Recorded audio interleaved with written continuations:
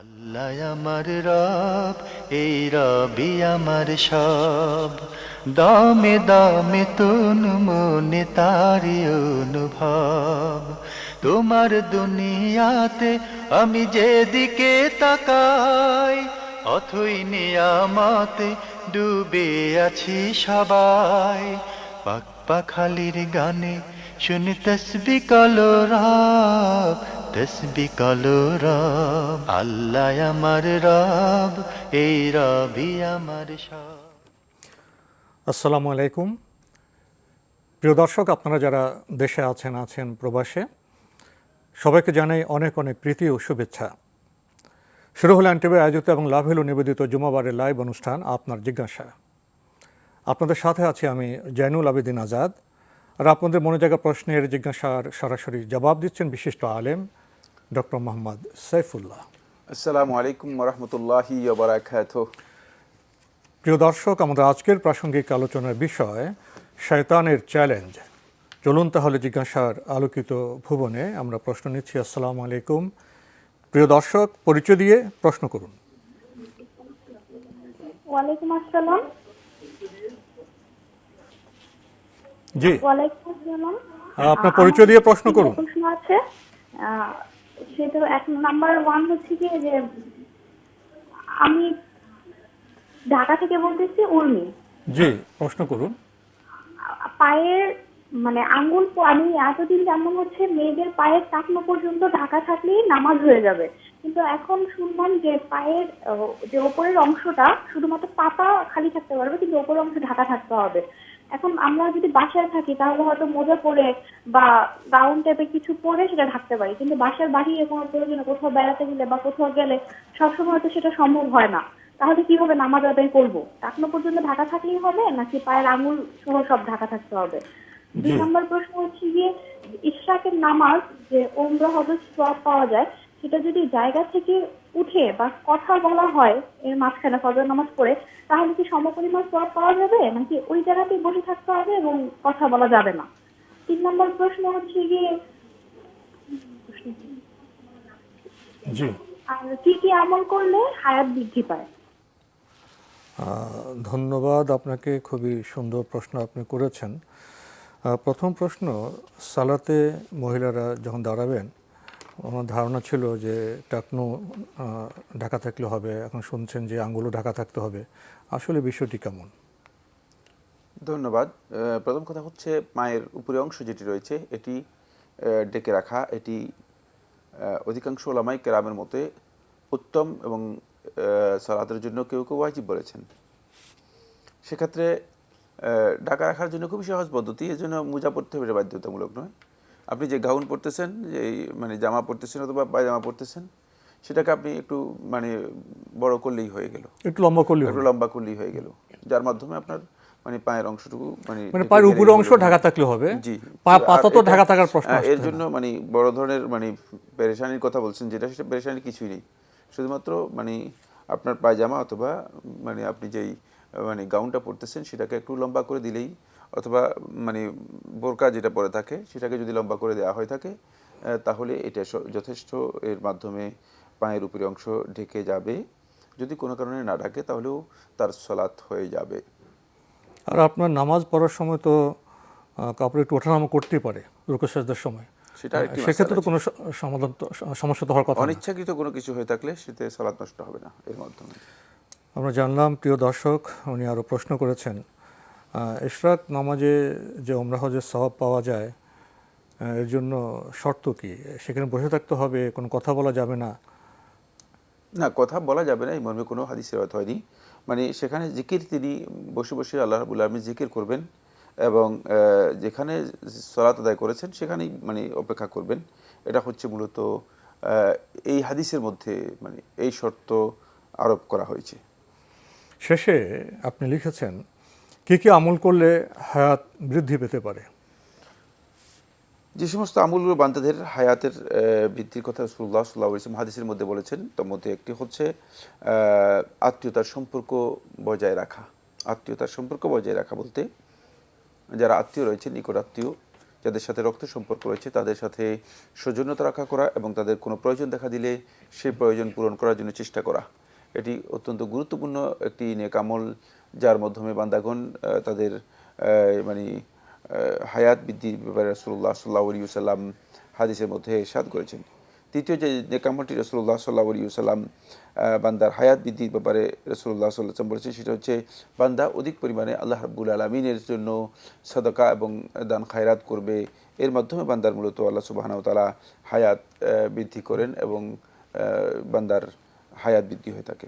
এখানে হায়াত বৃদ্ধি এর মানে মিনিংটা কি, এ নিয়েও আলেমদের মধ্যে বক্তব্য রয়েছে।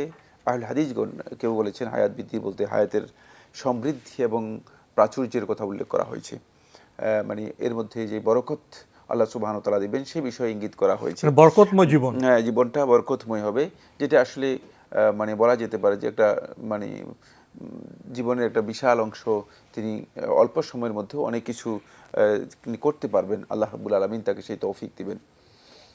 আরেকটি হায়াত বৃদ্ধির কথা উলামায়ে কেরাম যেটা বলেছেন সেটা হচ্ছে যে এর মাধ্যমে তিনি সত্যিকারই হায়াত বৃদ্ধি হবে, মানে তার মানে সত্যিকার যে আজাল রয়েছে, নির্ধারিত সময় রয়েছে, নির্ধারিত সময়টুকু তার মানে বৃদ্ধি পাবে।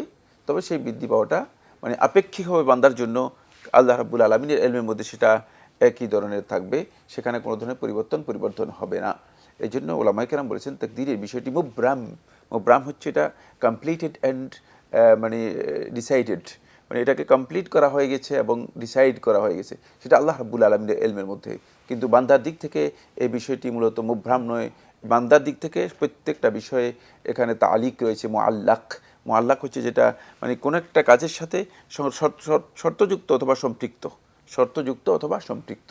সুতরাং এটা বান্দার দিক থেকে যখন চিন্তা করা হবে বা বান্দার দিক থেকে যখন এটাকে ব্যাখ্যা করা হবে, তখন সেটা মানে শর্তযুক্ত হতে পারে এবং সম্পৃক্ত হতে পারে ঘটনা, অবস্থা, পরিস্থিতি, পরিবেশ এবং বান্দার প্রচেষ্টার সাথে এটি সম্পৃক্ত একটি বিষয়।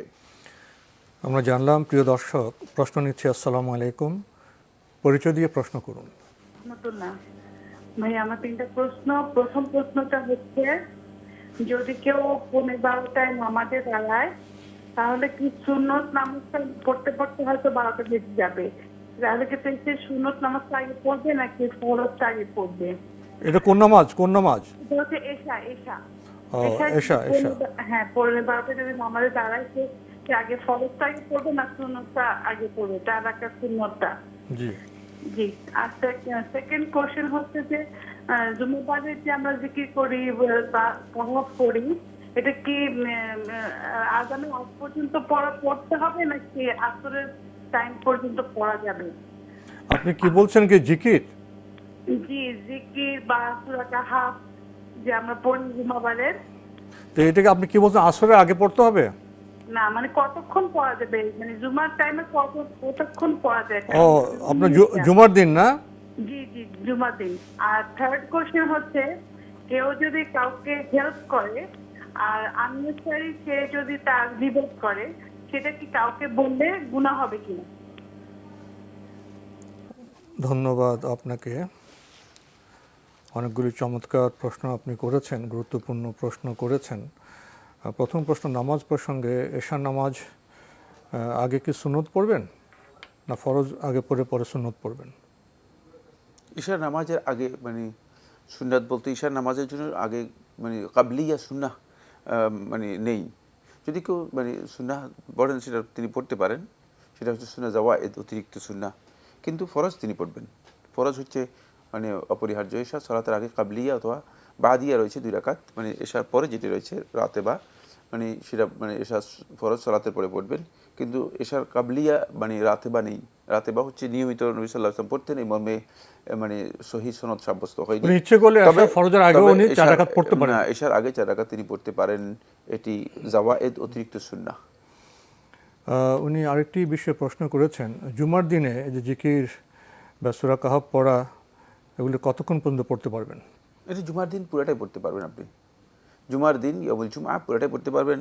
যদি কোনো কারণে কারো আওরাদ মানে নির্দিষ্ট যেই জিকির তিনি নিয়মিত করে থাকেন, সেটা জুমার দিবসে মাগরিবের আগে কোনো কারণে পড়তে পারেননি, রাত্রেও তিনি পড়তে পারবেন। রাত্রেও পড়তে পারবেন। এটা ওই ব্যক্তির জন্য যিনি কন্টিনিউ করতেছেন, আমলটাকে কন্টিনিউ করার জন্য তিনি রাত্রেও আদায় করতে পারবেন। মানে শেষ প্রশ্নটি আমরা যতটা শুনতে পেরেছি, বুঝতে পেরেছি, সেটা বোধহয় এরকম যে কেউ কাউকে সাহায্য করে আবার গীবত করে, সে গীবতের কথা যদি কাউকে বলে সেটা কি গুনাহ হবে? না, গীবতের কথা মানে এটাকে মানে ইয়ে করা, এটাকে কাউকে বলা যে উনি প্রচার গীবত করা, করছেন। এটাও গীবত, এটাও হারাম ইসলামী শরীয়তের মধ্যে। এই ধরনের গীবত করা ইসলামী শরীয়তের মধ্যে জায়েজ নেই। আমরা জানলাম। প্রিয় দর্শক, প্রশ্ন নিচ্ছি। আসসালামু আলাইকুম, পরিচয় দিয়ে প্রশ্ন করুন। লাইনে আছেন? জি, নাই আছে। যে পরিচয় দিয়ে প্রশ্ন করুন। বলতেছি আপনাকে জাযাকাল্লাহু খাইরান আহসানাল জাযা। জি বলুন। আমার নাম আরিফ, আমি চিটাগং থেকে বলতেছি। জি বিতরের নামাজ আমি 2 সালায় পড়ি। জি বিতরের নামাজ আমি 2 সালায় পড়ি, মানে 3 রাকাত পড়ি 2 সালামে। এতে 3 রাকাত পরে 2 সালাম না? জি জি জি।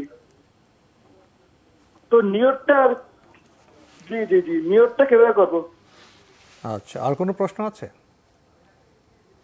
ধন্যবাদ আপনাকে। প্রশ্ন পেয়েছেন? পেয়েছি। বলেছেন বিতিরের সালাত তিনি 2 সালামে আদায় করে থাকেন, নিয়তটা কীভাবে করুন? নিয়তে কোনো বিষয় না। নিয়ত হচ্ছে আপনি বিতিরের সালাতের জন্য অন্তরে ইচ্ছা করেছেন, এরপরে সালাত আদায় করবেন। নিয়তের জন্য নিয়ত একবারই করবেন? নিয়ত একসাথেই করবেন। নিয়তের জন্য সুনির্দিষ্ট কোনো সুনির্দিষ্ট কোনো টেক্সট নেই যে এই টেক্সটের মাধ্যমে আপনি বলবেন যে আমি নিয়তটা এভাবে করব। নিয়ত আপনি শুধুমাত্র ভিতরে সালাত মনে মনে ইচ্ছা প্রকাশ করবেন, মনে মনে এই ইচ্ছা করা এবং তাকবীরাতুল ইহরামের মাধ্যমে সালাতে মানে প্রবেশ করা, এটাই হচ্ছে সালাতের নিয়ত। আমরা জানলাম। প্রিয় দর্শক, প্রশ্ন নিচ্ছি। আসসালামু আলাইকুম, পরিচয় দিয়ে প্রশ্ন করুন। আমার 2টা প্রশ্ন হয়ে যায়। জি। আমার একটা প্রশ্ন হলো যে আমরা যে নামাজ পড়ি, আমরা তো এই সূরা টোরা এগুলি সমস্ত বাংলা কিছুই বুঝি না, এটাতে আমাদের নামাজ কতটা শুদ্ধ হয়? জি। আরেকটা প্রশ্ন হইলো হুজুর, আমার 2টা সন্তান, 2টাই ছেলে। হ্যালো, জি বলুন। আমার 2টাই সন্তান, 2টা ছেলে। একটা ছেলে বিয়ে করেছি। তো আমার বিয়ে করে আমার পোলার বউ। এখানে নাকি একটা হাদিস আছে যে তার কোনো মানে বাধ্যবাধকতা নাই শ্বশুর শাশুড়ি সম্বন্ধে তাদের সেবা করা, যদি ইচ্ছা করে তাহলে সেবা করে, না করলে তার কোনো গুনাহ নাই বা বাধ্যবাধকতা নাই। এই সম্বন্ধে ইসলাম কি বলে? জি, ধন্যবাদ আপনাকে। প্রথমে আপনি প্রশ্ন করেছেন, নামাজ তো পড়েন, বলছেন যে নামাজ যে কিছু পড়ি কিছু বুঝি না, এতে কি নামাজ শুদ্ধ হবে? প্রথম কথা হচ্ছে নামাজের তেলাওয়াতগুলো, কোরআনের তেলাওয়াত, তাসবিহগুলো, এগুলো যদি আপনার উচ্চারণগত দিক থেকে শুদ্ধ হয়ে থাকে তাহলে এর মাধ্যমে আপনার সালাত শুদ্ধ হয়ে যাবে। কিন্তু খুব সহজভাবে আপনি বলে দিয়েছেন যে বুঝি না। দুনিয়ার কোনো মানুষ তো বুঝি না কথা বলেন না। বুঝি না যিনি বলেন তিনি বুঝার জন্য চেষ্টা করেন। তাহলে কেন আমরা বুঝার জন্য চেষ্টা করব না? একটি ফরজ ইবাদত আল্লাহ রাব্বুল আলামিনের পক্ষ থেকে, যেটি আল্লাহ সুবহানাহু ওয়া তাআলা আমাদের জীবনের জন্য ফরজ করে দিয়েছেন। বহু অপ্রয়োজনীয় কাজের মধ্যে আমরা সময় নষ্ট করি, বহু বেহুদা যেটা আমাদের জীবনের জন্য খুব বেশি প্রয়োজন নেই সেগুলোর মধ্যে আমরা নিজেদেরকে ইনভলভ করি, সম্পৃক্ত করি। কিন্তু কেন সালাতের মতো একটি ফরজ, যেটি আপনার ঈমানের জন্য মানে প্রতিরক্ষা, যার মাধ্যমে আপনি আপনার ঈমানকে হেফাজত করবেন, এমন একটি কাজ, এর মানে কি কি আপনি সালাতের মধ্যে পড়ছেন খুব সহজ সরল বা আমরা বুঝি না একথা বলে দিয়েছেন। এটা হয়তো বোঝার জন্য সর্বোচ্চ আপনাকে 1 দিন বা 2 দিন সময় দিতে হবে, একটু চেষ্টা করলেই হয়ে যাবে। এই জন্য আমি এই বন্ধুকে এবং এর মাধ্যমে আমি আমাদের যে সমস্ত বন্ধুগণ দর্শক রয়েছেন সবাইকে বিনীতভাবে অনুরোধ করব, সালাত মূলত উপলব্ধি করার মতো অবস্থায় আমাদেরকে আসতে হবে। তখনই সালাতের মধ্যে, সালাতের যে মূল প্রাণ যেটা হুদুরুল কলব, মানে আপনি মনের সাথে সালাতের মধ্যে নিজেকে উপস্থিত করতে পারবেন, মনোসংযোগ দিতে পারবেন, এবং সালাতের খুশু এবং খুদু, সালাতের প্রকৃত যেই বিনয়ী এবং সালাতের মধ্যে বান্দা যা সত্যিকার আল্লাহ রাব্বুল আলামিনের কাছে নিজেকে সাবমিশন করতে পারবে, এই অবস্থাটুকু তৈরি হবে যদি আপনি সালাতের বিষয়গুলো মানে যথাযথভাবে উপলব্ধি করেন। এবং সেই চেষ্টা আমাদেরকে করতে হবে। আল্লাহ সুবহানাহু ওয়া তাআলা এই জন্য ঈমানদারদের সালাতের কথা যখন বর্ণনা করেছেন কোরআনে কারীমের মধ্যে আল্লাহ রাব্বুল আলামিন একাধিক আয়াতের মধ্যে বলেছেন ওয়াল্লাযীনা হুম ফি সালাতিহিম খাশিউন, যে ইমানদার ব্যক্তিগণ মানে তাদের এই সালাত মানে লৌকিক সালাত নয়, তাদের এই সালাত শুধুমাত্র মানে উঠা বসা নয়, তাদের এই সালাত শুধুমাত্র মানে কোরআন তেলাওয়াত করলো কোরআন বুঝতো না এমন নয়, বলেন ফি সলাতিহিম খাশিউন, তারা তাদের সলাতের মধ্যে সত্যিকার আল্লাহ রাব্বুল আলামিনের প্রতি বিনয়াবনত হয় এবং এই বিনয়াবনত হয় তাকে তারা সলাৎকে যথাযথভাবে নিজেরা উপলব্ধি করার মাধ্যমে। এই জন্য এটা আমাদের চেষ্টা করতে হবে, কোনো সন্দেহ নেই, এটা আমাদের সবচেয়ে বড় ভুল। আমাদের এই ভাইয়ের দ্বিতীয় প্রশ্নটি খুবই জীবন ঘনিষ্ঠ। আমাদের সমাজে এমন প্রশ্ন দেখা যায়, মানে দুই সন্তান, এক সন্তানকে বিয়ে করিয়েছেন, ওনার বৌমা বলছেন একটি হাদিসের উদ্ধৃতি দিয়ে যে শ্বশুর শাশুড়িকে সেবা করাটা বাধ্যতামূলক নয়, ইচ্ছে হলে করতে পারেন। উনি জানতে চেয়েছেন এই বক্তব্য কি হাদিস সম্মত? না, হাদিসের কোনো বক্তব্য এখানে নেই, হাদিসের কোনো বক্তব্য এখানে নেই। রাসূলুল্লাহ সাল্লাল্লাহু আলাইহি ওয়াসাল্লামের কথা বলেন না যে মানে শ্বশুর শাশুড়িকে মানে সেবা করা অথবা তাদের প্রয়োজন মেটানোর জন্য সহযোগিতা করা এটা বাধ্যতামূলক নয়, বরং রাসূলুল্লাহ সাল্লাল্লাহু আলাইহি ওয়াসাল্লাম বলেছেন তোমাদের মধ্যে ওই ব্যক্তি মানে রাসূলুল্লাহ সাল্লাল্লাহু আলাইহি ওয়াসাল্লাম বরং নিজের মানে কসম করে বলতেছেন ওয়াল্লাযী নাফসু মুহাম্মাদিন বিয়াদি, সেই সত্তার কসম করে বলছি যার হাতে আমার জীবন রয়েছে, তোমাদের মধ্যে ওই ব্যক্তি ইমানদারি হতে পারবে না, যে ব্যক্তি ওই ইমানদারি হতে পারবে না যে তার পাশে প্রতিবেশী রয়েছে, সেই প্রতিবেশী মানে ক্ষুধার্ত অবস্থায় রয়েছে, কষ্টের মধ্যে রয়েছে, আর সে নিজে আরামের মধ্যে আরাম আয়েশের মধ্যে রয়েছে। এটা যদি প্রতিবেশীর হকের ব্যাপারে বলা হয় থাকে, তাহলে শ্বশুর শাশুড়ি যখন যারা মানে একই ঘরের মধ্যে থাকবে, একসাথে থাকবে, তাদের ব্যাপারে ইসলাম কথা বলবে যে তারা যদি কোনো কারণে প্রয়োজন দেখা দেয় তাদের সহযোগিতা করা যাবে না। এই বক্তব্য ইসলামী বক্তব্য নয়, এটা ভুল বক্তব্য দিয়েছেন। বাকি তার উপর এটার ওয়াজিব কিনা শরআন মানে তার উপর এই বিধান মানে কতটুকু শরীয়ত তাকে বাধ্য করেছে, বাউন্ড করেছে, বা এখানে কোনো অব্লিগেশন আছে কিনা এটা প্রশ্ন হতে পারে। হ্যাঁ, সেখানে অব্লিগেশনের বিষয়টি নিয়ে মানে এই মানে স্ত্রীর মানে ছেলের স্ত্রীর উপর কোনো অব্লিগেশন নেই, কিন্তু ছেলের উপর তার পিতামাতার মানে খেদমত করা তার উপর ফরজে আইন, বরং সে জান্নাতে যেতে পারবে না, সে চিরস্থায়ী জাহান্নামী হয়ে যেতে পারে। ছেলে চিরস্থায়ী জাহান্নামী হয়ে যেতে পারে যদি মানে তার পিতামাতার হক নষ্ট করে দেয়।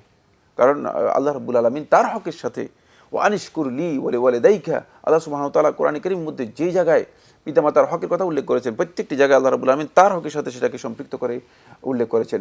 সুতরাং মানে এটা ভয়ঙ্কর বিষয় যে মানে রাসূলুল্লাহ সাল্লাল্লাহু আলাইহি ওয়াসাল্লাম একবারে স্পষ্ট করে বলে দিয়েছেন আকুল ওয়ালিদাইন, পিতামাতার সাথে দুর্ব্যবহারকারী যে পিতামাতার সাথে হক নষ্ট করবে সে জান্নাতে প্রবেশ করবে না, সে জান্নাতে প্রবেশ করবে না। যাদেরকে জান্নাতে প্রবেশ করবে না রাসূলুল্লাহ স্পষ্ট করে বলেছেন সে হচ্ছে এই সন্তান।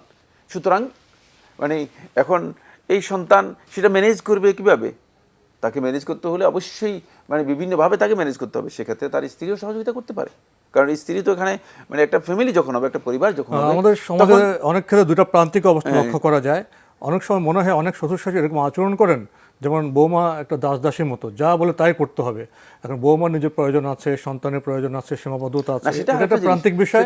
আবার আরেকটা বিষয় হলো অনেকে যেটা আছেন এরকম বৌমা যারা ধর্মীয় দৃষ্টিভঙ্গিতে পরিপুষ্ট নন, তারা বলেন যে আমাদের সিঙ্গেল লাইফ, আমাদের পরিবার, আমরা এখানে কি করব, আমাদের কতটুকু দায়িত্ব আছে। দুইটা প্রান্ত দেখা যায়। সীমালঙ্ঘন আর কি, ইসলাম সম্পর্কে জ্ঞান না থাকার কারণে এর হচ্ছে। তিনি তার দায়িত্ব পালন করার জন্য চেষ্টা করবেন সাধ্য অনুযায়ী, এবং সেক্ষেত্রে কোনো পক্ষেই মানে শ্বশুর শাশুড়িও সীমালঙ্ঘন করার বিধান নেই। তাদের মানে তাকে এমন কোনো চাপ দেওয়ার দরকার নেই বা যা জায়েজ নেই, যেটা তার মানে চাপ দেওয়ার মতো ক্ষমতা নেই ইসলামী শরীয়ত অনুযায়ী। মানে তাদের মানে সব কিছু করতে হবে, যেই কাজের প্রয়োজন রয়েছে সে কাজে তারা সহযোগিতা নিতে পারেন।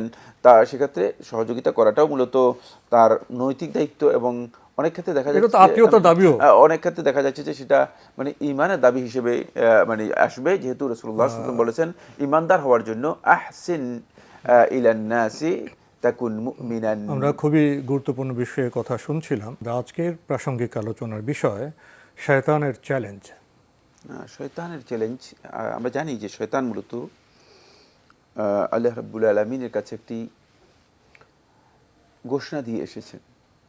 সেই ঘোষণা হচ্ছে এই সূরাতুল আরাফের 16 নম্বর আয়াতের মধ্যে আল্লাহ সুবহানাহু ওয়া তাআলা ইরশাদ করেন ক্বালা ফাবিমা আগওয়াইতানি লাআকউদান্না লাহুম সিরাতাকাল মুস্তাকিম। আল্লাহ রাব্বুল আলামিনকে শয়তান বলতেছে যে যে কারণে আজকে আমি পথভ্রষ্ট হয়ে গেলাম, আজকে আমি বিচ্যুত হয়ে গেলাম, দূরে সরে গেলাম, মানে এই কারণেই আমি অবশ্যই মানে এই শপথ করছি, মানে এই ডিক্লারেশন দিচ্ছি, এই ঘোষণা দিচ্ছি যে লাআকউদান্না লাহুম, মানে যাদের জন্য, যে আদম সন্তানদের জন্য আমি আজকে এ ধরনের পথভ্রষ্টতার পথে নিজেকে পা বাড়ালাম, মানে হারিয়ে গেলাম, আমি তাদের জন্য বসে থাকব আলা সিরাতিকাল মুস্তাকিম, আপনার সহজ সরল যেই পথ, তা আপনি তাদেরকে জান্নাতের দিকে নিয়ে আসার জন্য যে পথ অঙ্কন করেছেন, যে পথ দেখিয়ে দিয়েছেন, সেই পথে আমি দাঁড়িয়ে থাকবো, বসে থাকবো। কউদ শব্দটি মূলত আরবি ভাষায় ব্যবহার করা হয় থাকে এমনভাবে বসা যে এমন, মানে যেখান থেকে আর উঠা নয়, মানে এমনভাবে বসে যাবে। এই আয়াতের তাফসীরের মধ্যে আহলুত তাফসীরগণ কথা বলেছেন যে শয়তান মানে এই সিরাতুল মুস্তাকিমের মধ্যে এমনভাবে ওত পেতে বসে আছে যে শয়তান কোনোভাবেই এই পথ থেকে বিচ্যুত হয় না যতক্ষণ পর্যন্ত কোনো না কোনোভাবে আল্লাহর বান্দাকে এই পথ থেকে ডানে অথবা বামে অথবা অন্যদিকে সরিয়ে না নেয়। সে বিভ্রান্ত করতেই থাকে, বিভ্রান্ত করার জন্যই চেষ্টা করে। শুধুমাত্র তারাই এই পথ থেকে, মানে শয়তানের এই প্রবঞ্চনা প্রতারণা থেকে নিজেদেরকে রক্ষা করতে পারে যারা ঈমানের বলে, মানে বলিয়ান এবং শক্তিশালী ঈমান নিয়ে শয়তানের সাথে ফাইট করতে পারে, শয়তানের সাথে যুদ্ধ করতে পারে, শয়তানকে মোকাবেলা করতে পারে, কারণ এটা চ্যালেঞ্জ শয়তানটা গ্রহণ করেছে। ফলে এর পরবর্তী আয়াতের মধ্যে 17 নম্বর আয়াতের মধ্যে শয়তান বলতে সুম্মা লাআতিয়ান্নাহুম, তারপর আমি তাদের কাছে আসবো, মিন বাইনি আইদিহিম, তাদের সামনের দিক থেকে, তারপর তাদের পিছনের দিক থেকে, তারপর তাদের ডান দিক থেকে, তারপর তাদের বাম দিক থেকে, অর্থাৎ কোন দিক থেকে তারা আমাকে প্রোটেক্ট করবে, চতুর্দিক থেকে আসবে, মানে কোন দিক থেকে তারা আমাকে মানে চেষ্টা করবে যে আমাকে প্রতিহত করার জন্য। তাই আজকে মূলত আমরা সেটা লক্ষ্য করতেছি, শয়তান যে চ্যালেঞ্জ দিয়েছে, ডান দিক থেকে আসবে, বাম দিক থেকে আসবে, সামনের দিক থেকে আসবে, পিছনের দিক থেকে আসবে, চতুর্দিক থেকে আসবে, মানে 10 দিক থেকেই আসবে শয়তান। যদিও মানে 10 দিকের কথা এই আয়াতের মধ্যে উল্লেখ করা হয়নি, কিন্তু এর মধ্যে মূলত এই নির্দেশনা রয়ে গিয়েছে, সে বার্তাটা পাওয়া যায় যে 10 দিক থেকেই মূলত শয়তান আসবে। সেটা আমরা আসলে মানে তখন হয়তো মুতাকাদ্দিমিন উলামায়ে কেরাম, মানে পূর্ববর্তী যুগের উলামায়ে কেরাম যারা তাফসিরের লক্ষ্য করেছেন বা লিখেছেন, তাফসির মানে এই বিষয়ে গবেষণা করেছেন, তাদের কাছে হয়তো স্পষ্ট হয়নি এই কথাটি যে আসলে কীভাবে 10 দিক থেকে শয়তান আসবে। কিন্তু এখন আমরা যেটা লক্ষ্য করেছি সেটা হচ্ছে এই, মানে শয়তান এখন 10 দিক নয়, বরং শয়তান এমনভাবে আসা শুরু হয়েছে যে মানে সব দিক থেকে, মানে শয়তান আমাদের মধ্যে এমনভাবে প্রবেশ করেছে যে ছোট্ট একটা ডিভাইস দিয়ে সকল প্রকার বিভ্রান্তি আমাদের মধ্যে শয়তান ঢুকে দিয়েছে। শয়তানের চ্যালেঞ্জ কার্যকর করার জন্য শয়তান এখন আমাদের মধ্যে মানে রাস্তায় কোথায় বসে আছে আমরা জানি না, তবে আমাদের পকেটে, হৃদয়ে বসে আছে, আমাদের পকেটের মধ্যে বসে আছে, ডিজিটাল যে তথ্য প্রযুক্তির মাধ্যমে। মানে এখন শয়তান প্রত্যেকের কাছেই মানে শয়তান আছে, এটা নিশ্চিত জেনে মূলত আমরা আমাদের জীবনযাপন করতে হবে যে এক্ষেত্রে আমরা সত্যিকার শয়তানের চ্যালেঞ্জ গ্রহণ করার মতো ঈমান এবং আমল আমাদের আছে কিনা। এই বিষয়ে ইনশাআল্লাহ আমরা আরও কথা বলার চেষ্টা করব একটু পরে। আমরা প্রশ্ন নিচ্ছি। প্রিয় দর্শক, আসসালামু আলাইকুম, পরিচয় দিয়ে প্রশ্ন করুন।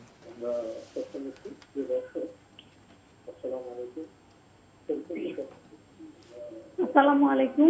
ওয়ালাইকুম আসসালাম, জি পরিচয় দিয়ে প্রশ্ন করুন। জি, আমি ফেরদৌসী বলছিলাম ঢাকা থেকে। জি, আমার তো প্রশ্ন ছিল, আমি চাকরি করি, সরকারি চাকরি করি, তো জি, সরকারি চাকরি করি। অফিসে আমার এক কলিগ আছে, পাশে একটা মহিলা, সে আমাকে নানাভাবে মানে খুব বসের কাছে আমার আমি মিথ্যা লাগে আমাকে খুব খারাপ অবস্থার মধ্যে ফেলে যাচ্ছেন বসের কাছে, মানসিক নির্যাতন করতেছে এবং সে আমাকে সবসময় রুমের মধ্যে খোঁতা মেরে কথা বলে এবং খারাপ কথা বলে। তো আমি সবসময় সেটা সহ্য করি, চুপচাপ থাকি, আমি কোনো প্রতিবাদ করি না।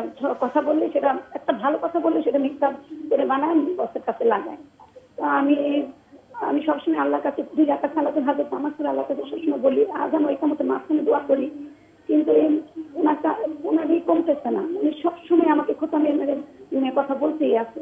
অন্য সব কোয়ালিটিরাও সেটা দেখে শুনে, কিন্তু তারা ভয়ে থাকে যে ম্যাডামের কাছে কোনো কথা বলে সেটা গিয়ে লাগাই দিবেন। আপনার কলিগ কে মহিলা না পুরুষ? আমার কলিগ মহিলা। আচ্ছা, এখন আপনার প্রশ্ন কি জানতে চাচ্ছেন? আমার প্রশ্ন, এখন মহিলা। জি, এখন আপনার প্রশ্ন কি? এখন আমি জানতে চাচ্ছি যে কি আমল করলে আল্লাহ আমাকে এই অবস্থা থেকে পরিত্রাণ দিবে। ধন্যবাদ আপনাকে। বোন খুবই জীবন ঘনিষ্ঠ প্রশ্ন করেছেন। এই যে একটু আগে আমরা বললাম আমাদের আজকে প্রাসঙ্গিক আলোচনার বিষয় শয়তানের চ্যালেঞ্জ। শয়তান তো সব জায়গায় থাকে, ঘরে থাকে, বাইরে থাকে, অফিসে থাকে, আমাদের মনে থাকে, মস্তিষ্কে থাকে। তো এই বোনের তো সমস্যা বুঝতে পেরেছেন। বোনের বক্তব্য বুঝতে পেরেছি, মানে তিনি একটু আবেগতাড়িত হয়েছেন। আবেগতাড়িত হওয়ার কিছুই নেই, অনেকে অনেক কথা বলতেই পারে, এই জন্য খুব বেশি আবেগতাড়িত হওয়ার কোনো কিছুই নেই। কিছু সবর ইখতিয়ার করতে হবে, মানে ধৈর্যের অভাব আছে, আমি আপনার বক্তব্য থেকে বুঝতে পেরেছি। প্রথম কথা, ধৈর্য মানে চাকরি করলে অবশ্যই ধৈর্য ধারণ করতে হবে, মানে কারণ অনেক কিছু তাহাম্মুল করার মতো আল্লাহ সুবহানাহু ওয়া তাআলা আমাদেরকে সে যোগ্যতা দেয়নি। সুতরাং এই ক্ষেত্রে যদি আপনি মানে অনেক বেশি মানে চাপ গ্রহণ করেন, অবশ্যই কিছু তাহাম্মুল করার, বরদাস্ত করার আপনাকে চেষ্টা করতে হবে। এটা হলো প্রথম পয়েন্ট। দ্বিতীয় নম্বর যে বিষয়টি, সেটা হচ্ছে আপনি এর জন্য আল্লাহ রাব্বুল আলামিনের কাছে বেশি বেশি করে দোয়া করুন, মানে আল্লাহ সুবহানাহু ওয়া তাআলা যাতে করে আপনার এই কাজটা সহজ করে দেন, আল্লাহ তাআলার কাছে দোয়া করুন। রাসূলুল্লাহ সাল্লাল্লাহু আলাইহি ওয়াসাল্লামের জন্য যে দোয়াগুলো শিক্ষা দিয়েছেন, সেই দোয়াগুলো শিখে নেওয়ার জন্য চেষ্টা করুন। আল্লাহুম্মা ইন্না নাজআলুকা ফি নুহুরিহিম ওয়া নাউযু বিকা ফি শুরুরিহিম। হে আল্লাহ, মানে তাদের অনিষ্ট থেকে আমি আপনার কাছে আশ্রয় প্রার্থনা করছি, এবং তাদেরকে আপনার রাব্বুল আলামিনের কাছে আপনি দোয়া করেন যে তাদের সামনেই আপনাকে মানে পেশ করছি। মানে এই ধরনের যারা দুশ্মনরা আছে, দুশ্মনী করছে বিভিন্ন কারণে, যদি মনে করা হয়, মানে সেক্ষেত্রে আপনি এই বিষয়টি মানে এই দোয়াগুলো মানে করতে পারেন বেশি বেশি করে। অবশ্যই আল্লাহ সুবহানাহু ওয়া তাআলা হালকা করে দিবেন। কিন্তু মানে আমার মনে হচ্ছে যেন আপনি হয়তো বেশি অস্থিরতার কারণেই মানে বিষয়টাকে অনেক বড় করে দেখছেন। আমরা জানলাম। প্রিয় দর্শক, প্রশ্ন নিচ্ছি। আসসালামু আলাইকুম, পরিচয় দিয়ে প্রশ্ন করুন। ওয়ালাইকুম আসসালাম, আমি মায়াকালাম থেকে বলছিলাম।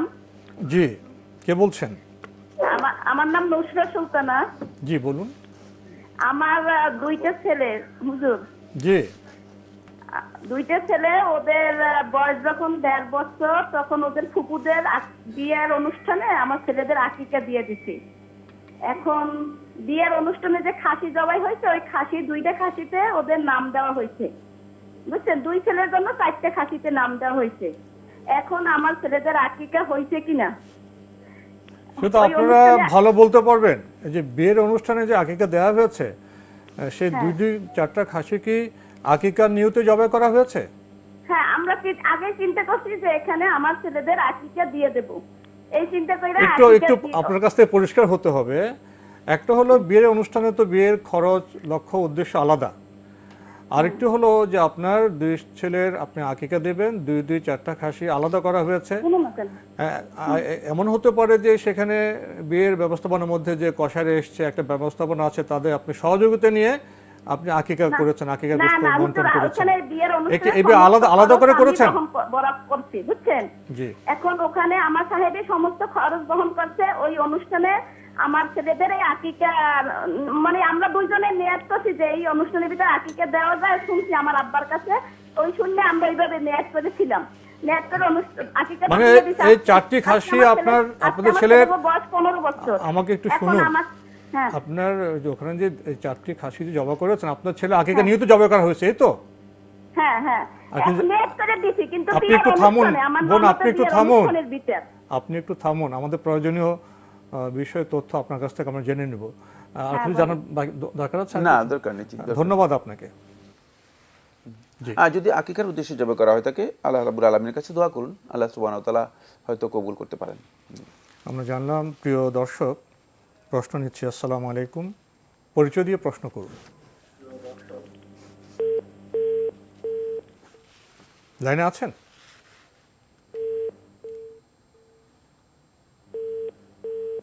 আমাদের আজকের প্রাসঙ্গিক আলোচনার বিষয় ছিল শয়তানের চ্যালেঞ্জ। হ্যাঁ, শয়তানের চ্যালেঞ্জে আমরা দ্বিতীয় যে পয়েন্টটি আলোচনা করব, সেটা হচ্ছে শয়তান মূলত মানে তার কাজ এখন সে নির্দিষ্ট করে নিয়েছে। সেটা হলো আদম সন্তানদেরকে কিভাবে সে পথভ্রষ্ট করবে, বিভ্রান্ত করবে, জান্নাতের পথ থেকে তাদেরকে জাহান্নামের পথের দিকে নিয়ে যাবে। এই জন্য শয়তান 2 ধরনের সহচর পেয়েছে। এক ধরনের সহচর হচ্ছে মিনাল জিন্নাতি, জিনদের মধ্য থেকে। তার একটা গ্রুপ সে তৈরি করেছে, যে গ্রুপটি সে জিনদের থেকে মানে সহযোগিতা নিচ্ছে, যেটা আমরা জিন শয়তান বলি। যারা জিন শয়তান রয়েছে। এখানে দ্বিতীয় সহচর পেয়েছে তার, এরা দোসর অনুসারী, শয়তানি অনুচর, এরা মানুষদের পক্ষ থেকে। মানব সম্প্রদায়কে মানে এই দুই গ্রুপের মানুষ মধ্যে শয়তানও আছে। হ্যাঁ, মানুষদের মধ্যে শয়তান রয়েছে। এই দুই গ্রুপের মধ্যে মানে শয়তানের কাছে সবচেয়ে বেশি শক্তিশালী, পাওয়ারফুল মানে যে গ্রুপটি, সেটা হচ্ছে অনেক বেশি পাওয়ারফুল, যেটা সেই গ্রুপটা হচ্ছে এরা হলো মানে আদম সন্তানদের থেকে শয়তান তার সহচর যাদেরকে পেয়েছে এরা বেশি শক্তিশালী। কারণ হচ্ছে জিন শয়তান যারা রয়েছে তাদেরকে বিতাড়িত করার জন্য, তাদেরকে মানে সরানোর জন্য মানে অনেক ধরনের রাসূলুল্লাহ সাল্লাল্লাহু আলাইহি ওয়াসাল্লাম অনেক ধরনের দিক নির্দেশনা দিয়েছেন, যেগুলোর মাধ্যমে তারা বিতাড়িত হয়ে যায়। আমরা ইনশাআল্লাহ একটু পরে সেই দিক নির্দেশনা সম্পর্কে জানার চেষ্টা করব। প্রিয় দর্শক, প্রশ্ন নিচ্ছি। আসসালামু আলাইকুম, পরিচয় দিয়ে প্রশ্ন করুন। আমি মোহাম্মদ আব্দুর রহিম বলছিলাম, ঢাকা থেকে। জি, আমার প্রথম প্রশ্নটা হলো যে আমি এক ব্যবসায়ী, একটা কোম্পানির সাথে আমার অনেক দিনের ব্যবসা আছে। অনেক দিন যাবৎ তাদের সাথে ব্যবসা করেছি, টাকা পয়সা আমাকে ঠিক মতো তারা দেয় না, অনেক টাকা পাওনা দেওয়া রয়ে গেছে।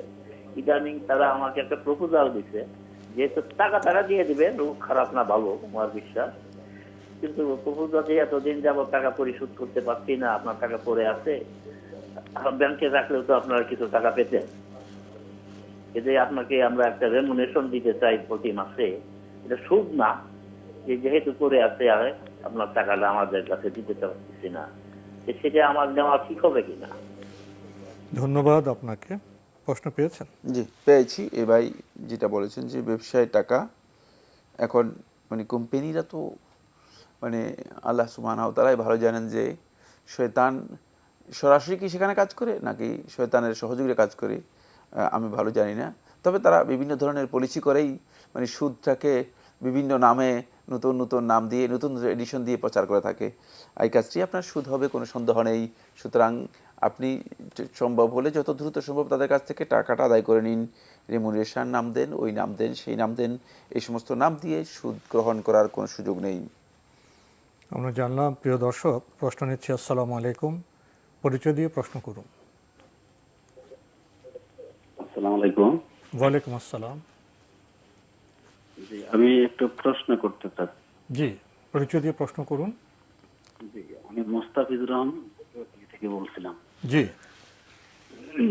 আমার প্রশ্ন ছিল 30 তারিখ আমার একটা কন্যা সন্তান জন্ম নেয়, তো আমার প্রশ্ন ছিল আকিকা দেওয়ার ব্যাপারে আসলে কি কি নিয়ম আছে, কতদিনের মধ্যে দিতে হয়, এরকম কোনো নিয়ম আছে না? ধন্যবাদ আপনাকে। আপনার কন্যা সন্তান জন্মগ্রহণ করেছে, আকিকার নিয়ম জানতে চাচ্ছেন। আকিকা রাসূলুল্লাহ সাল্লাল্লাহু আলাইহি ওয়াসাল্লাম হাদিস দ্বারা সাব্যস্ত হয়েছে, ইউআক্কু আনহু ইয়াউমা সাবিহি, 7ম তারিখে আকিকা দিতে হয়, সুন্নাহ। সেক্ষেত্রে মানে ও আনিল জারিয়াতি শাতুন ওয়াহিদা, আর সেটা কন্যা সন্তানের পক্ষ থেকে রাসূলুল্লাহ সাল্লাল্লাহু আলাইহি ওয়াসাল্লাম হাদিসের মধ্যে বলেছেন একটি ছাগল জবে করলে যথেষ্ট হয়ে যাবে। একটি ছাগল 7ম দিনে যদি আপনি জবে করেন তাহলে নবী সাল্লাল্লাহু আলাইহি ওয়াসাল্লাম সুন্নাহ অনুযায়ী আকিকা হয়ে যাবে, মানে তার পক্ষ থেকে আকিকা হয়ে যাবে। সুতরাং এক্ষেত্রে আপনি 7ম দিন জবে করতে পারেন। আর যদি কোনো কারণে 7ম দিন করতে না পারেন, যত দ্রুত সম্ভব যে কোনো সময় আপনি একটি ছাগল জবে করলেই আপনার আকিকা হয়ে যাবে। আকিকার উদ্দেশ্যেই মূলত এটা জবে করতে হবে, অন্য কোনো উদ্দেশ্যে নয়। আকিকার গোশত পিতামাতা খেতে পারবেন। আকিকার উদ্দেশ্য গোশত নিজেও খেতে পারবেন, আত্মীয় স্বজনদের মধ্যে বন্টন করতে পারবেন। আজকের প্রাসঙ্গিক আলোচনার বিষয় শয়তানের চ্যালেঞ্জ। হ্যাঁ, শয়তানের চ্যালেঞ্জ নিয়ে আমরা কথা বলছিলাম। দ্বিতীয় পয়েন্টটি যেটা, সেটা হচ্ছে যে শয়তান তার সহচর পেয়েছে। এই কাজে শয়তান একাকী নয়, তার সহচরদের আমরা দুটি গ্রুপ তৈরি করেছে সে, একটি আদম সন্তানদের মধ্য থেকে, আরেকটি সহচর আরেকটি গ্রুপ জিনদের মধ্য থেকে। জিনদের মধ্য থেকে যে গ্রুপটা, এটা দুর্বল, মানে শয়তানের এই গ্রুপটা দুর্বল, কিন্তু আদম সন্তানদের মধ্য থেকে শয়তান যে গ্রুপটি তৈরি করতে পেরেছে এই গ্রুপটি অনেক বেশি শক্তিশালী। ফলে রাসূলুল্লাহ সাল্লাল্লাহু আলাইহি ওয়াসাল্লাম জিনদের থেকে মানে যেই গ্রুপটা আছে তাদেরকে বিভিন্নভাবে বিতাড়িত করার জন্য দিক নির্দেশনা দিয়েছেন। আজান দেওয়া হয় থাকে, শয়তান পালিয়ে যায়, শয়তান আর সেখানে থাকতে পারে না। ঘরের মধ্যে যখন আপনি জিন শয়তান থাকতে পারবে না। কিন্তু মানুষ শয়তান মসজিদের আশেপাশে মানে শয়তানি করতেছে এবং লোকদেরকে মানে শয়তানি করাচ্ছে।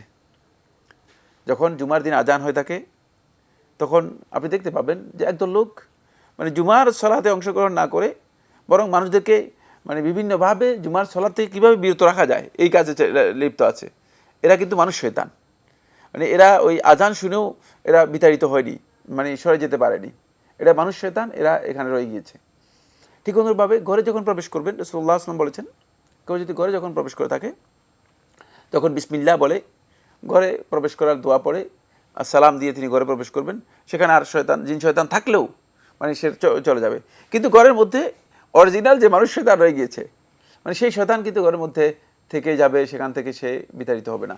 পরে বিভিন্ন ইনস্ট্রুমেন্ট আছে মানুষ সেখানে ঘরের মধ্যে ওই শয়তান। এই জন্য শয়তান মূলত এই মানুষ শয়তানকে দিয়ে শয়তান অনেকগুলো পদক্ষেপ মানুষের মধ্যে বাস্তবায়ন করার মানে শুরু করেছে। এগুলোকে বলা হয় থাকে খাতাওয়াতি শয়তান, মানে শয়তানের পদক্ষেপ সমূহ। আল্লাহ সুবহানাহু ওয়া তাআলা কোরআন কারীমের মধ্যে স্পষ্ট করে বলে দিয়েছেন ওয়ালা তাত্তাবিউ খাতাওয়াতি শয়তান, যে শয়তানের যে পদক্ষেপগুলো আছে খবরদার তোমরা সেগুলো কিন্তু অনুসরণ করো না। এর প্রথম যে কাজটা সেটা হচ্ছে, প্রথম যে খাতোয়া শেখুল ইসলাম ইবনুল কাইয়িম রাহমাতুল্লাহ উল্লেখ করেন, তিনি বলেন যে শয়তানের প্রথম খাতোয়া হচ্ছে, প্রথম পদক্ষেপ হচ্ছে, প্রথম কর্মসূচি হচ্ছে সেটা হলো কিভাবে আল্লাহ সুবহানাহু ওয়া তাআলার তাওহীদকে নষ্ট করে দিয়ে মানে বান্দাকে শিরকের মধ্যে ইনভলভ করে দিবে। এবং এটা এই উম্মতের মধ্যে সবচেয়ে বেশি শয়তান চেষ্টা করেছে এবং অনেক দিক থেকেই শয়তান এই উম্মতের মধ্যে সফল হয়েছে। তবে মানে এর পার্সেন্টেজ আমরা যদি হিসাব করি তাহলে আমরা দেখতে পাবো যে মানে শয়তান 100% পারেনি, এই জন্য যেহেতু মানে ঈমানের ব্যাপারে তাওহীদের ব্যাপারে উম্মতের অনেকের কিছু ধারণা আছে, ফলে শয়তান মানে এই তাওহীদটাকে বিনষ্ট করার জন্য বিভিন্ন পলিসি গ্রহণ করেছে। আমরা আমাদের সমাজের মধ্যে কিছু সংখ্যক লোককে পাই যারা ওই জাহিলি সমাজের মুশরিকরা যারা শিরকে লিপ্ত ছিল, তারা যে সমস্ত ক্ষেত্রে শিরক করতো না, তার মধ্যে একটা কাজ ছিল, সেটা হলো তারা আল্লাহ রাব্বুল আলামিনের রুবুবিয়ত, রব হিসেবে যে আল্লাহ সুবহানাহু ওয়া তাআলা এক ও একক অদ্বিতীয়, তার যে কোনো শরিক নেই, এক্ষেত্রে তারা কিন্তু আল্লাহ রাব্বুল আলামিনের সাথে শরিক করতো না, শিরক করতো না। হ্যাঁ, তারা আল্লাহ তাআলাকে খালেক মনে করতো, রব হিসেবে আল্লাহ রাব্বুল আলামিনই এই কিছু খালেক। ওয়ালা ইন সাআলতাহুম, কোরআন বলতেছে ওয়ালা ইন সাআলতাহুম মান খালাকাস সামাওয়াতি ওয়াল আরদ লা ইয়াকুলুনা আল্লাহ, যদি আপনি তাদেরকে প্রশ্ন করেন যে আসমান জমিন কে সৃষ্টি করেছে, তারা বলবে যে লা ইয়াকুলুনা আল্লাহ, এটা আসমান এবং জমিন এটার স্রষ্টা হচ্ছেন আল্লাহ সুবহানাহু ওয়া তাআলা। আল্লাহ রাব্বুল আলামিনকে তারা খালেক হিসেবে মানে মেনে নিত এবং আসমান এবং জমিনের যত কিছুর মালিকানা, সব কিছুর কর্তৃত্ব মালিকানা একমাত্র আল্লাহ তাআলার, তারা এটা স্বীকার করতো। তাদেরকে যখন প্রশ্ন করা হতো যে এই আসমান এবং জমিনের মধ্যে যা কিছু আছে এগুলো কার মালিকানা রয়েছে, তারা এটাকে স্বীকার করতো যে এগুলো আল্লাহ তাআলার মালিকানা রয়েছে। তারপরে এগুলো পরিচালনা কে করতেছে, তারা বলতো যে এগুলো আল্লাহ রাব্বুল আলামিন পরিচালনা করতেছে। মা ইউদাব্বিরুল আরদ, যে এই পৃথিবীটাকে কে পরিচালনা করতেছে, পৃথিবীর পরিচালনার দায়িত্ব কার রয়েছে, তারা বলতেছে আল্লাহ। কিন্তু এখন আসেন আপনি এই জাহিলি সমাজ, আমাদের এই আগের জাহিলি সমাজ আর বর্তমান যে আধুনিক জাহিলি সমাজ রয়েছে, এই আধুনিক জাহিলি সমাজের মধ্যে একদল শয়তানের অনুচর রয়েছে যারা বিশ্বাস করে থাকে যে আমাদের সমাজের মধ্যে কিছু সংখ্যক লোক আছে যারা মানে আল্লাহ রাব্বুল আলামিনের ওই রুবুবিয়তের কিছু অংশ এই পৃথিবী পরিচালনার মধ্যেও তাদের কর্তৃত্ব রয়েছে। একটি উদাহরণ দেই, জি, গৃহে সন্তান হচ্ছে না, যে সন্তান দেওয়ার মতো ক্ষমতা রাখে, যে অমুক মাজারে যেতে হবে, অমুক হুজুরের কাছে যেতে হবে, তামিজ নিতে হবে, সন্তান হবে, তো এক্ষেত্রে কি শয়তান মানুষকে শিরকের দিকে নিয়ে যাচ্ছে? এটা শিরক নয়, এটা হচ্ছে রুবুবিয়তের মধ্যে শিরক, যেটা জাহেলি সমাজের লোকেরাও করতো না, খুব বড় শিরক, বড় ধরনের শিরক। সেটা হচ্ছে জাহেলি সমাজের জাহিল লোকেরাও মানে আল্লাহ রাব্বুল আলামিনের ক্ষেত্রে এই শিরক করতো না। তারা যদি তাদের সন্তান না হতো, তারা কিন্তু কাবা ঘরে এসে আল্লাহ রাব্বুল আলামিনের কাছে দোয়া করতো। তারা ওই দরবারে গিয়ে পীরের কাছে বলতো না, কবরস্থ ব্যক্তির কাছে বলতো না যে আমাদেরকে সন্তান দাও। আমরা প্রশ্ন নিয়ে আবার ইনশাআল্লাহ এই বিষয়ে কথা বলবো আপনার সাথে। প্রিয় দর্শক, আমরা প্রশ্ন নিচ্ছি। আসসালামু আলাইকুম, পরিচয় দিয়ে প্রশ্ন করুন। আসসালাম, আমি মোহাম্মদ আজিজুল ইসলাম, ঢাকা মিরপুর থেকে বলছি। জি ভাইয়া বলুন। আমি প্রশ্ন করতে চাচ্ছিলাম একটু হজের ব্যাপারে। জি, যে কারো দেখা গেছে নগদ কোনো টাকা নেই, তার একটা হয়তো দোকান আছে, ব্যবসা করে, বাড়িতে বসত বাড়ি আছে এবং কিছু জমি জমা আছে, কিন্তু নগদ কোনো টাকা নাই। জি কিন্তু এখন সে হজে যাবে, সে হজে যে যাবে, নগদ টাকা যে দরকার, টাকা নাই। এখন সে কি ওই সম্পদ বিক্রি করে যাবে? না গেলে কি তার কোন গুনাহ হবে, নাকি বিক্রি করে যেতে হবে? এখন এইটাই হলো আমার প্রশ্ন, যে আপনার এই প্রশ্নটার উত্তরটা আমি জানতে জি। চাচ্ছিলাম সঠিকভাবে। ধন্যবাদ আপনাকে, আপনি খুবই গুরুত্বপূর্ণ সুন্দর প্রশ্ন করেছেন, স্পষ্টভাবে প্রশ্ন করেছেন। হ্যাঁ, এইভাবে প্রশ্ন করেছেন যে নগদ টাকা নেই। নগদ টাকা মূলত সম্পদ নয়। সম্পদ আপনার স্থাবর অস্থাবর যা কিছু আছে সবটাই সম্পদ। সুতরাং স্থাবর অস্থাবর যত সম্পদ আছে, আপনার নিত্য প্রয়োজনীয় মানে এর যে খরচ রয়েছে, এই খরচের অতিরিক্ত যদি সেটা এমন আপনার কাছে থাকে যে আল্লাহর ঘরে আসা যাওয়া করার মতো মানে বা বরং এর চেয়ে বেশি আপনার কাছে রয়ে গিয়েছে, তাহলে অবশ্যই আপনার উপর হজ ফরজ হবে। সেক্ষেত্রে আপনি কি বিক্রি করে যাবেন, না লোন নিয়ে যাবেন, কিভাবে যাবেন সেটা আপনি ম্যানেজ করতে হবে। ধরুন জমি বিক্রি সেটা করে আপনি যেতে manage পারবেন। করতে হবে, জি।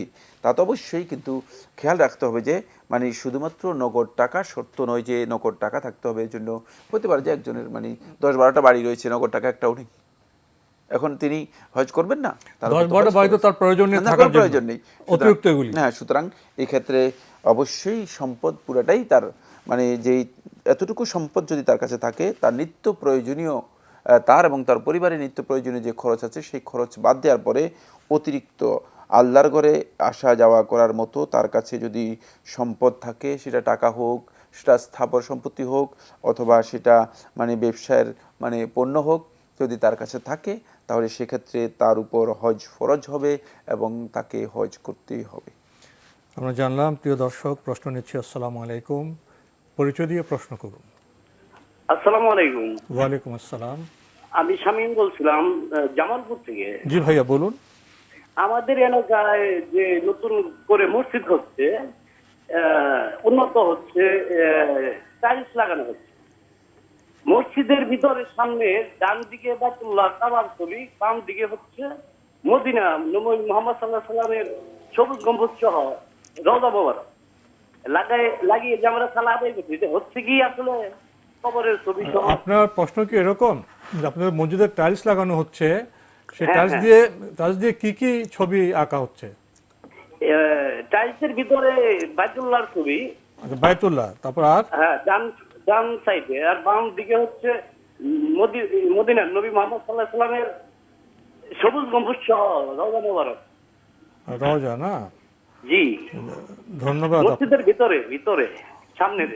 জি, মসজিদের ভেতরে। ধন্যবাদ আপনাকে। পেয়েছেন তো প্রশ্ন? পেয়েছি। মসজিদের ভিতরে সামনে কোনো ধরনের কারুকার্য করা, যেই কারুকার্যের কারণে মুসল্লিদের সলাতের মনোযোগ নষ্ট হতে পারে, মানে মা ইয়ানশাগিলু বিহিল আবদু মিন সলাতে, যে বান্দা যে সমস্ত কাজে সলাত থেকে নিজের মানে মনোযোগকে মানে অন্যদিকে নিয়ে যেতে পারে, অন্য কাজের সাথে নিজেকে ব্যস্ত করে ফেলতে পারে, এ ধরনের কোনো কিছু মসজিদের সামনে মানে এটাকে মসজিদের ভিতরে সামনে যদি এগুলো করা হয়ে থাকে, তাহলে এই কাজটি মূলত অবাঞ্ছিত এবং অধিকাংশ ওলামায়ে কেরামের মতে এটি মাকরুহ, কেউ কেউ হারাম বলেছেন। সেক্ষেত্রে আপনি যেটা উল্লেখ করেছেন সেটা হচ্ছে নবী সাল্লাল্লাহু আলাইহি ওয়াসাল্লামের কবরের ছবি, তারপরে বাইতুল্লাহ শরীফের দৃশ্য, মানে এগুলো কোনো প্রয়োজন নেই। যদি কেউ করে থাকেন ভুল কাজ করেছেন।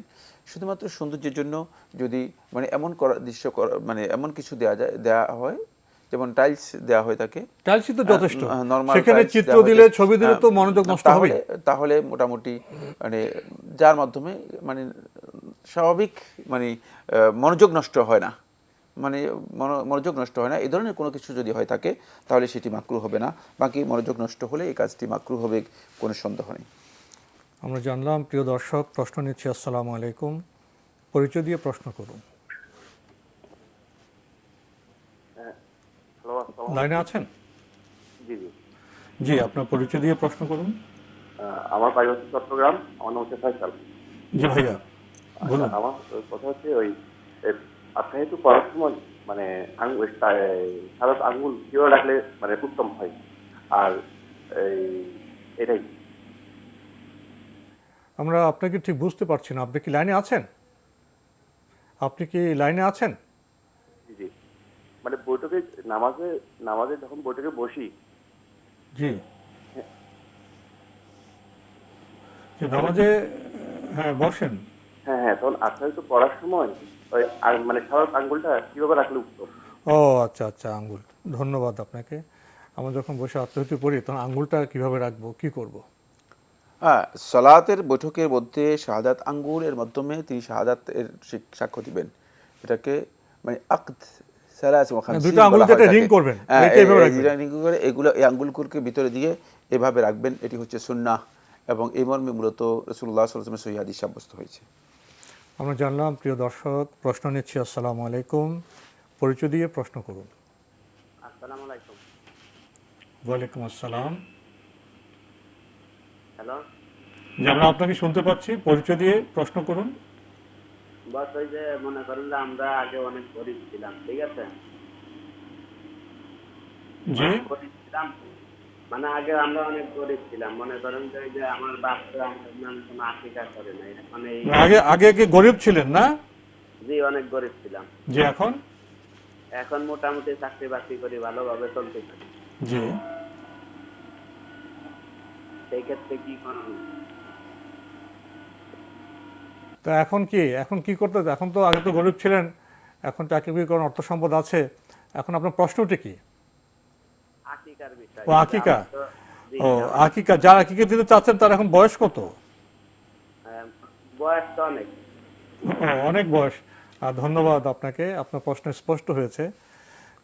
আগে খুব গরিব ছিলেন, আকিকা সামর্থ্য ছিল না, এখন মাশাআল্লাহ অর্থনৈতিক সামর্থ্য বেড়েছে, বয়স তো অনেক হয়ে গেছে, আকিকা দেওয়া যাবে বা কি করবেন? না, আকিকার প্রয়োজন নেই। সামর্থ্য না থাকার কারণে আল্লাহ সুবহানাহু ওয়া দান তাআলা সদকা করতে লা পারেন। ইউকাল্লিফু লাহু নাফসান ইল্লা উসআহা, মানুষের সামর্থ্যের বাইরে আল্লাহ সুবহানাহু ওয়া তাআলা মানুষদেরকে দায়িত্ব দেন না। মানে আল্লাহ রাব্বুল আলামিনের পক্ষ থেকে কোনো নির্দেশ বা কোনো ধরনের অব্লিগেশন আসে না। সুতরাং এটা এখন আপনি আল্লাহ রাব্বুল আলামিনের সন্তুষ্টির জন্য জব করতে পারেন, দান করতে পারেন, ভালো কাজ করতে পারেন, যেগুলো উত্তম কাজ রয়েছে সেগুলো করতে পারেন। এর জন্য আকিকা আর করতে হবে না, আকিকা করার প্রয়োজন নেই। প্রিয় দর্শক, সময়ের কারণে আমরা আজকে আর প্রশ্ন নিতে পারছি না, তবে আপনাদের অবগতের জন্য জানাতে পারি আপনার জিজ্ঞাসা অনুষ্ঠানটি সপ্তাহে রবি, সোম, মঙ্গল, বুধ এই 4 দিন বিকেল 5:30টায় সম্প্রচার হয়ে থাকে।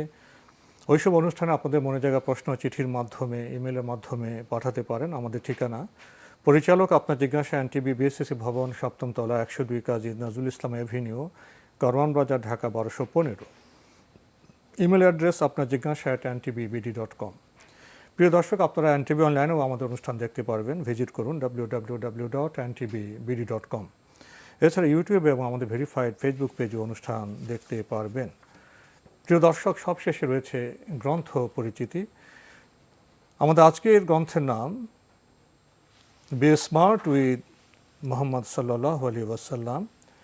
এই গ্রন্থের মূল লেখক ডক্টর হিশাম আল আওয়াদি, আর অনুবাদ করেছেন মাসুদ শরীফ।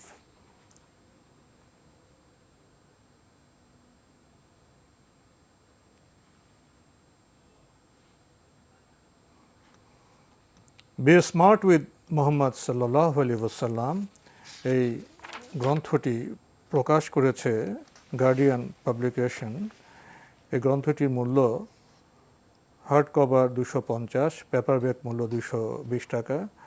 দীর্ঘ সূচি রয়েছে এই গ্রন্থের, আমরা পেশ করছি। যেমন মুহাম্মদ সাল্লাল্লাহু আলাইহি ওয়াসাল্লামের শিশুকাল, এই অধ্যায়ে অনেক বিষয় রয়েছে। মুহাম্মদ সাল্লাল্লাহু আলাইহি ওয়াসাল্লামের পরিবার, এই অধ্যায়ে অনেক বিষয় রয়েছে। মুহাম্মদ সাল্লাল্লাহু আলাইহি ওয়াসাল্লামের চারপাশ, এই অধ্যায়ে অনেক বিষয় রয়েছে। মুহাম্মদ সাল্লাল্লাহু আলাইহি ওয়াসাল্লামের কৈশোর, তরুণ মুহাম্মদ সাল্লাল্লাহু আলাইহি ওয়াসাল্লাম, 40-এর কোঠায় মুহাম্মদ সাল্লাল্লাহু আলাইহি ওয়াসাল্লাম, 50-এর কোঠায় রাসূল সাল্লাল্লাহু আলাইহি ওয়াসাল্লাম। এসব শিরোনামের ভেতরে অনেক চমৎকার বিষয় রয়েছে। আপনারা যদি এই গ্রন্থটি পেতে চান তাহলে যোগাযোগ করতে পারেন ফোন নম্বরে গার্ডিয়ান পাবলিকেশন 01710197558। আমি আবারও বলছি 01710197558। বি স্মার্ট উইথ মোহাম্মদ সাল্লাল্লাহু আলাইহি ওয়াসাল্লাম। যদি এই গ্রন্থটি সম্পর্কে কিছু বলতেন। দি স্মার্ট উইথ মোহাম্মদ সাল্লাল্লাহু আলাইহি ওয়াসাল্লাম। মোহাম্মদ সাল্লাল্লাহু আলাইহি ওয়াসাল্লামের জীবনী মূলত আমাদের জন্য একমাত্র রোল মডেল যেটা আমরা অনুসরণ করতে পারি। লাকাদ কানা লাকুম ফি রাসূলিল্লাহি উসওয়াতুন হাসানাহ। সুতরাং এই বিষয়ে সত্যিকার আমরা আমাদের যুব সমাজ, তরুণ এবং আমাদের সকল পর্যায়ের উম্মাতের সকল পর্যায়ের জনগণ যারা রয়েছে, সেটা ছোট হোক বড় হোক, শিশু হোক বৃদ্ধ হোক, যদি নবী সাল্লাল্লাহু আলাইহি ওয়াসাল্লামের জীবন থেকে নিজের জীবনের জন্য কিছু গ্রহণ করতে পারে, তিনি সবচেয়ে বেশি ধন্য। কারণ তাকে যিনি সৃষ্টি করেছেন তিনি তার চরিত্রের ব্যাপারে সাক্ষ্য দিয়েছেন। আর দুনিয়ার কোনো মানুষের চরিত্রের ব্যাপারে আজ পর্যন্ত সাক্ষ্য দেওয়ার ক্ষমতা রাখে না, কারণ মানুষ জানে না। আমার চরিত্রের ব্যাপারে যদি কেউ সাক্ষ্য দেন, তিনি ভুল সাক্ষ্য দেবেন। আরেকজনের চরিত্রের ব্যাপারে যদি সাক্ষ্য দেন, চারিত্রিক সার্টিফিকেট দেন, তিনি ভুল সাক্ষ্য দেবেন, কারণ সব বিষয় জানেন না। কিন্তু যিনি সব বিষয়ে জানেন, যিনি সৃষ্টি করেছেন, তিনি এই সাক্ষ্য দিয়েছেন, ইন্নাকা আলা খুলুকিন আযীম, আপনি মহান চরিত্রের উপর অধিষ্ঠিত। তাই এই ব্যক্তির জীবনই হচ্ছে মূলত সত্যিকার জীবন। ফলে অল্প কয়েকদিন আগে আমরা দেখেছি জার্মানির এক গাড়ির পেছনে লেখা আছে যে কোনো ধরনের ফেসবুক না, কোনো ধরনের টুইটার না, কোনো ধরনের সোশ্যাল মিডিয়া না, কোনো ধরনের প্রচারণা না, সারা পৃথিবীতে ফলোয়ার্স সংখ্যা হচ্ছে 1.8 বিলিয়ন। তিনি হচ্ছেন মুহাম্মদ সাল্লাল্লাহু আলাইহি ওয়াসাল্লাম। তাই এটাই যথেষ্ট তার যে আদর্শ রয়েছে এটি উপলব্ধি করার জন্য। তো আজকে আমাদের এখানেই শেষ করতে হচ্ছে। আপনাকে অনেক ধন্যবাদ। আপনাকে অনেক ধন্যবাদ। প্রিয় দর্শক, আমরা তো জীবনযাপনে স্মার্ট হতে চাই, চৌকস হতে চাই, সফল হতে চাই, কিন্তু প্রশ্ন হলো রাসূল সাল্লাল্লাহু আলাইহি ওয়াসাল্লামকে সাথে নিয়ে না তাকে বাদ দিয়ে। রাসূল সাল্লাল্লাহু আলাইহি ওয়াসাল্লামকে বাদ দিয়ে আমরা যারা স্মার্ট হতে চেয়েছি, চৌকস হতে চেয়েছি, সফল হতে চেয়েছি, আমাদের সাথে লেপ্টে আছে ব্যর্থতা এবং ব্যর্থতা। আসুন সচেতন হই, সতর্ক হই এবং প্রকৃত অর্থে আমরা স্মার্ট হই। প্রিয় দর্শক, মহান আল্লাহ আমাদের সবাইকে নিরাপদে রাখুন শান্তিতে। আসসালামু আলাইকুম। আল্লাহ আমার রব, এই রবি আমার সব, দামে দামে তুন মনে তারি অনুভব। আল্লাহ আমার রব, এই রবি আমার সব।